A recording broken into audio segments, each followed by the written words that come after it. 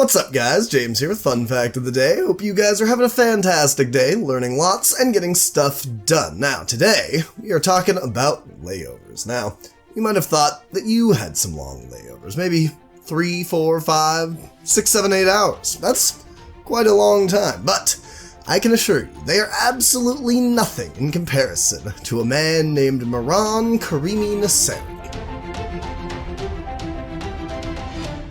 Now, this man, he was exiled from Iran for being accused of plotting to overthrow the dictatorship at the time, thanks to him being identified walking through a protest. And that government actually was overthrown later, but that has nothing to do with it. The point is, he lost his citizenship, which made him stateless. Now, this makes it pretty tough to travel, because when you're stateless, you have no passport and no papers, really, to prove that you're allowed to go around to different places, because he came from nowhere. So he spent the next 4 years applying to other countries for refugee status, and finally, Belgium said okay. And so he went to Belgium, and he actually spent a few years there, and finally he was allowed to apply for citizenship in any country in the EU. So he decided to move to the UK. Now, fortunately for him, he had just found out that his dad had cheated on his mom with a Swedish nurse who birthed him, and that means that he was actually eligible for guaranteed citizenship in the UK thanks to some accumulation of immigration laws, and so he decided to take him up on that offer. Now, after a layover in Paris, he was off to London to become British, but when he got there, he realized he had lost his immigration papers. Of course, he claims that they were stolen from him in a bus, but who the heck steals something like that? Anyways, this meant that someone at the French airport had really screwed up, because you can't fly internationally without a passport or valid immigration papers, and if he had lost them, then they shouldn't have let him through all the way to the UK. But they did. Now, he was actually able to get from Belgium to France, specifically because at the time they were kind of interconnected and they didn't require any paperwork at that time. But they weren't allowed to go from France to the UK. So this meant that the French airport's duty was to pay a fine and then fly him all the way back to France for free, which is exactly what led him back to Terminal 1 at the Charles de Gaulle International Airport for a quick 18-year layover. Yes, you heard me correctly, a quick 18-year layover. You see, thanks to a bunch of great laws, without his immigration paper, he couldn't leave the airport, or even fly back to Belgium. You see, usually if someone loses their papers, they're simply sent back to their home country, since they don't really need a passport to go there. However, he had no home country, which means he had nowhere to go. Now you might think, alright, well why doesn't he just go back to Belgium? Well, Belgium actually has a law, or had a law at the time, that said that any refugees who left weren't allowed to come back. And that meant he couldn't come back. Now, he couldn't go to France either because he didn't have any immigration papers, and the airport police wouldn't let him out of the airport. And obviously, he couldn't continue on to the UK because they had already turned him around. So he was trapped, and this is where the 18-year stay at Terminal 1 in Charles de Gaulle International Airport began. Now you might be thinking, why didn't he just try and sneak out?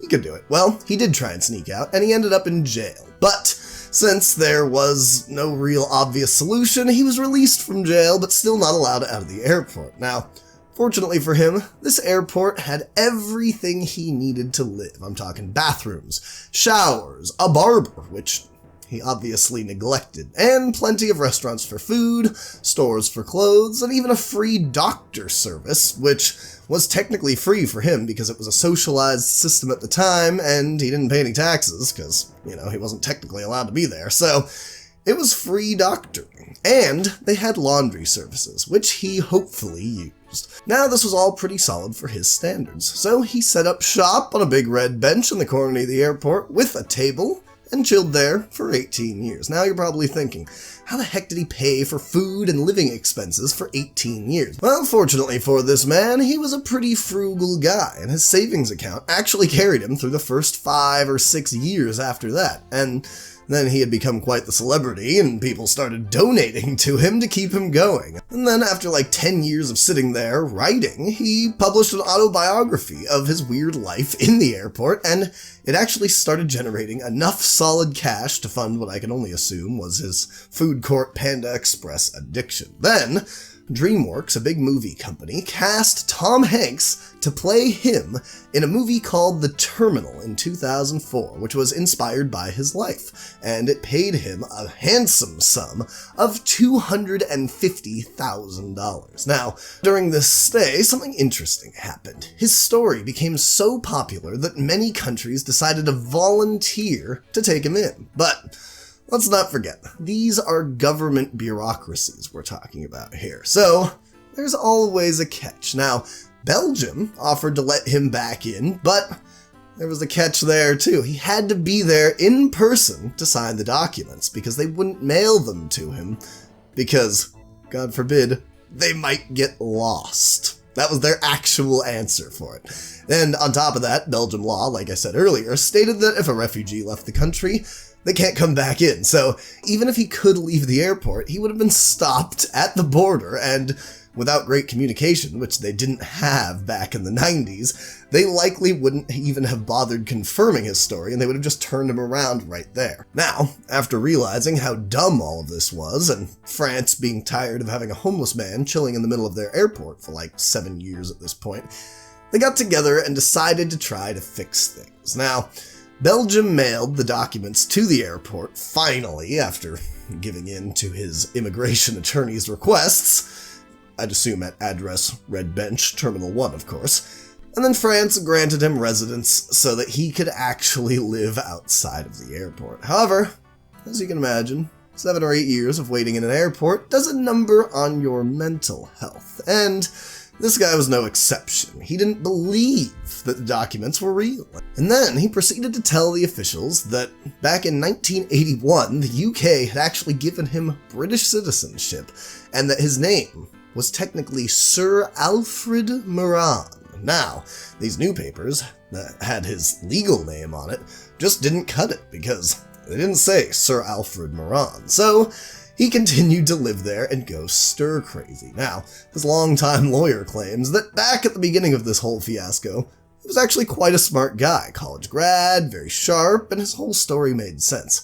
However, after about 18 years of living in the airport, in 2006, he was caught telling people all sorts of things, like how he once went from Sweden to Iran in a submarine. And at the end of 2006 is when the story starts to come to a close, and he finally leaves the airport. Now, he had become quite sick with an undisclosed sickness, and he was escorted to the hospital for 6 months. And then, after that, he was moved across the street to a hotel room to rent for free for the next 2 years. But after that, he was let go, and he has been on and off the streets in various suburban French neighborhoods ever since. So that is the story of a man named Mehran Karimi Nasseri, also known as Sir Alfred, who lived in an airport from 1988 all the way until 2006. Now, if you enjoyed this story at all and you'd like to hear more fun stories about crazy random things that you can tell people at parties to sound slightly more interesting,